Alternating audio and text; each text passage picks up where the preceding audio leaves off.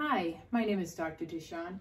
In this video, we're going to approximate the area under the curve using limits in the Riemann sum process. Before we do this example, I'm going to flip the board over. We're going to take a look at the Riemann sum and some of the Riemann sum summation formulas that we're going to need to use in this problem. So first of all, Riemann sum. A Riemann sum in mathematics, when you see the sigma notation, you're going to add things together. So here's an example done two different ways, one using just expansion and one using the formulas that we're going to go over in just a moment. So we're going to go ahead and start with 1 and end at 4, okay? And then here's our expression 3 times I.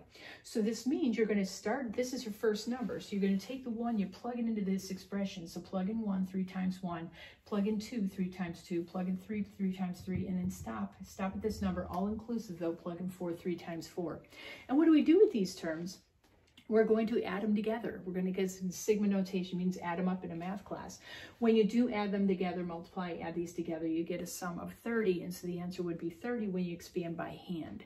All right, so now what if, instead of adding 4 numbers together, because adding 4 numbers together is doable by hand, what if we had to add 150 numbers together? Okay, so now that's not so manageable by hand.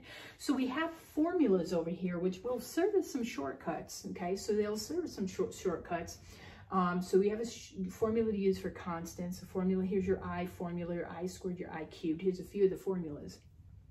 So you could see over here in this example, method 2, let's utilize a formula. We have an I in here. So what we're going to do is we're taking the I formula, multiplying it by 3. So you bring the 3 out, and then the summation of the I, okay, well, you're going to take that out and substitute in the n plus 1 over 2. These are formulas proven to work. So your I formula is n plus 1 over 2, and you want to substitute that in. And then what do we want to do? Substitute a value in for n. Well, the number that you want to substitute into the formula is sitting right on top of the summation sign. We're going to substitute 4 in. And when you compute it, 4 plus 1 is 5, times 4 is 20, divided by 2 is 10. 10 times 3 is 30, and you get your 30 back. So here is how you would expand by hand, and here's how you expand using the formulas. Now, these formulas are needed in our Riemann sum process. We're going to be using these formulas as we go through and compute the area. So let's take a look at the example on the other side of the board. All right, so we're going to compute the area. Our function is 8 minus 2x. 8 minus 2x for the function. The interval is 0 to 4. All right, so we're going to compute the area using the Riemann sum process. Riemann sum process is going to put infinitely many rectangles inside of our region. It's going to find the areas of all those infinitely many rectangles, and we are going to add up the areas of infinitely many rectangles. To find the area of a rectangle, it's width times height. Base times height, but we're going to width times height. All right, so width times height gives you the area of a rectangle. You're going to start with the first rectangle, get the area of the second rectangle, area of the third, area of the fourth, okay? In our region, we're going to use, and how many rectangles are we going to use? We're going to use n rectangles and let n go to infinity. And what are we doing with all these infinitely many areas of rectangles? Riemann sum, we're going to add them together. What's it going to do? It's going to give us the area under the curve, and this is how you would find the area under a curve of any shape, really, irregular shapes especially. So we want to compute a very formula driven, very formula driven. So we want to figure out what can we use to represent the width, okay? Well, the width of your rectangle, b minus a over n is a formula to compute the width. Delta x is another expression they use to represent the change along the x-axis. So b minus a over n, where a and b are the bounds, okay? So a is 0 for this problem and b is 4. So you want to compute the width, so you're going to, over here, just 4 minus 0 over n, okay? You wouldn't put a number in for n because we're using infinitely many. We're letting n go to infinity, all right? So what is an expression we use for the width of the rectangle? Is going to be 4 over n.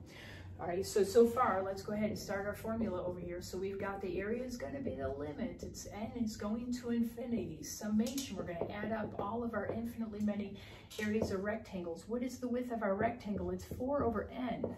Now, what is the height of the rectangle? Let's figure out what the height is, okay? Very formula driven, proven to be true. So the height is, you're going to plug into the function the left bound, all right? A is the left bound, B is the right bound. The left bound is 0 in this case, plus your width, delta x, so it's 4 over n times ith interval, okay? I for the ith interval that you're in, all right? So 0 plus 4i over n, so we want to plug into the function 4i over n. Now, don't forget, you want to take that and plug it into the function. all right, to get the height. So you want to plug into the function. Our function is 8 minus 2x, so our function is 8 minus 2 times quantity, okay? So f of x is 8 minus 2x, okay? So we want f of 4i over n. It's going to be 8 minus 2 times the quantity 4i over n, and when you do multiply this out, you have 8 minus 8i over n, and here is your height, okay? So the height is going to be 8 minus 8i over n, right? So there's our width and there's our height, right? So what to do next? A lot of different steps you can go through as you compute this. I like to distribute, all right? So I like to go ahead and expand this out, and then I'll put my I formulas in. I just have a process. So, all right, so the area, it's the limit. As n goes to infinity, summation, I goes from 1 to n. Let's go ahead and expand here. You get 32 over n for the first term, okay? And then minus, let's see, 4 times 8, 32i over n squared, and here's your second term. So we're here, all right? Now what comes next, you're going to substitute those I formulas in. Remember those from the other side? So you're going to substitute the formulas in next. So what do we have for the area? It's the limit as n goes to infinity, summation. I goes from 1 to n. Well, we have, oh, actually, when we substitute the formulas in, we can let the summation go, okay? We're substituting formulas in, so when you substitute the formulas in, summation sign goes away. So I'm going to take the 32 over n. That's going to get multiplied by, every term gets multiplied by something, and then 32 over n squared, and that's going to be multiplied by the I formula. All right, so we're substituting our formulas in. When you substitute your formulas in, you can let your summation sign go. Now, every term gets multiplied by something. So what if you have no i's at all? It's treated as a constant, so you have to multiply it by n, okay? And then this is our I formula. Do you remember what that was from the other side? N times n plus 1 quantity over 2, okay? So we're just going to go ahead and substitute our I formulas in and simplify. So we have the area, it's the limit, okay, as n goes to infinity. Our first term is 32n over n. I see that I can cancel the n's, I'm just not going to do that right now, all right? And over here, let's simplify. 2 goes into 2 once, 2 goes into 32, 16 times. One of these n's cancels, all right? So one of these n's cancels, so when I distribute that 16 in the numerator, I have 16n plus 16 in the numerator. In the denominator, I have n. So we're here, okay? And I have a common denominator, so let me just write this as one term. So what is my area? It's going to be the limit as n goes to infinity. Keep the denominator, which is n, combine the numerators.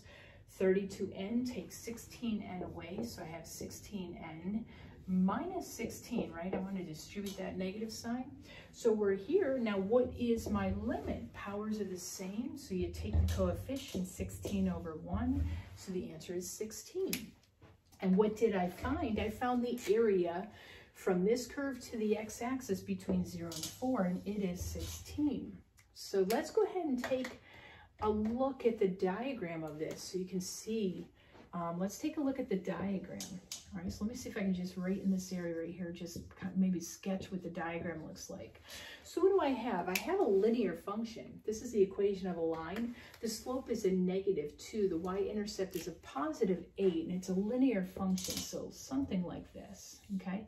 So it's a linear function, all right? The y-intercept is 8. Okay, slope is a -2. So what is my x-intercept, right? The x-intercept, I set the y to 0, 8 minus 2x equals 0. So 2x equals 8, x equals 4. And so my x-intercept is actually 4. My y-intercept is 8. Okay, what did I do here? I'm finding the area from the curve to the x-axis between 0 and 4. So I have found the area, and it's a triangle. This is a triangle, so we don't need calculus to do this. This is the area of a triangle. How do you find from geometry class? Remember how to find the area of a triangle? It's 1/2 times base times height. Area of a triangle is 1/2. The base of this triangle is 4. The height of this triangle is 8. It's a right triangle, so the leg times leg take half. 8 times 4 is 32. Half of 32 is 16. So area of that triangle is 16, which our calculus computed the same thing, kind of a long way, but it's what it does, okay? So whether it's a regular shape and irregular shape, your limit Riemann sum process will compute the area under your function to the x-axis within the given interval. And it'll find the exact area. You want to make sure when you're doing the limit process that your powers are the same, right? Okay, powers needed, because you see that we do have a finite area there. It's not infinity, it's not 0. So you want to make sure it's working out like that. Okay, well, hope this helps. Thank you so much for watching. Take care. If these do help you, please hit the subscribe button down below if they help you. All right, and again, take care. Thank you so much for watching. Bye-bye.